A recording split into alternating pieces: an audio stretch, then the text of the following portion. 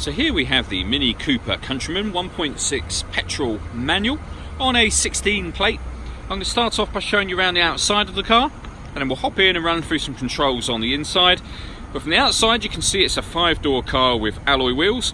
Let's start off inside the boot and then work our way around the rest of the car from there. So as we approach the boot, you'll see we have reversing sensors, plenty of boot space as well, and these 3 seats at the rear all fold individually and slide forwards and backwards as 2 separate units to either give you more boot space or more rear passenger legroom. Okay, so we're just going to work our way back round to the front of the car now, and then we'll hop in and run through some controls on the inside. But now that we've done a full circle of it, you can see that it's in lovely condition the whole way round. Just briefly before we climb in, I think it's what we're seeing the interior from this exterior point of view. You get full leather seats. There's plenty to run through on the dashboard, so let's hop in and we'll do that now. Okay, so now that we're inside the car, we're going to start with the dials. We've got the rev counter and then the digital readout for this speedometer in the middle. At the bottom of that display, you can see the total miles on this car are 34,718.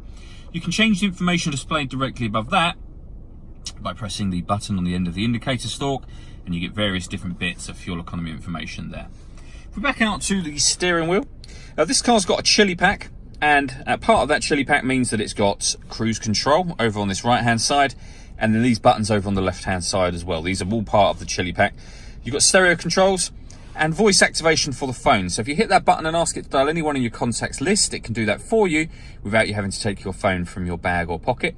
That is, of course, once you've paired up the phone, and that is done using the media pack in the center here, which again is another option on this car.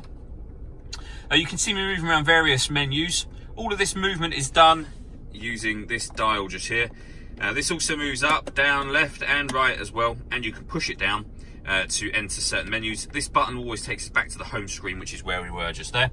So if you want to listen to the radio, for example, you push that button down, and you can see that this car has got FM, AM and DAB digital radio. If you want to listen to your own music, you can do that. You can do that via the CD player. It says no disc at the moment, nothing's put in there obviously, but you've got the CD player, and then you've got external devices, which means that you can plug in auxiliary and USB inputs. You've also got Bluetooth audio, so once you pair your phone, not only can you make and receive phone calls, but you're able to stream your music wirelessly as well. You pair your phone under the telephone heading just there. This car has also got satellite navigation. There's a full video showing exactly how this works on both our website and our Facebook page. They're both well worth checking out if you have the time. Below that we have the CD player, followed by the climate control. So you can adjust the temperature, direction you'd like the air to be distributed in once it enters the car, and then fan speed. When you're happy with those settings, hit that button there to turn the air conditioning on, or hit auto, and the car will maintain 22 degrees by taking full control of the fan speed. You can override that by pressing the auto button again, and it will put you back on whatever setting you were on previously. Below that we have this array of buttons here. So starting from the left, this one turns off the traction control for the car. This turns off the stop and start, so the car is designed to cut out when it's stationary in traffic to save you fuel. You can turn that off. That locks the doors from the outside. This puts the car in sport mode, which basically means that the power steering becomes firmer and the accelerator pedal will react slightly quicker to what you do. It gives the whole car just generally that sportier feel. This is for your front and rear fog lights over here.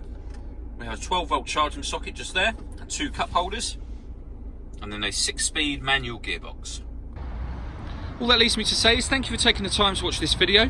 If you'd like to come and see the car in person and have a test drive, please feel free to call any of our MJA sites.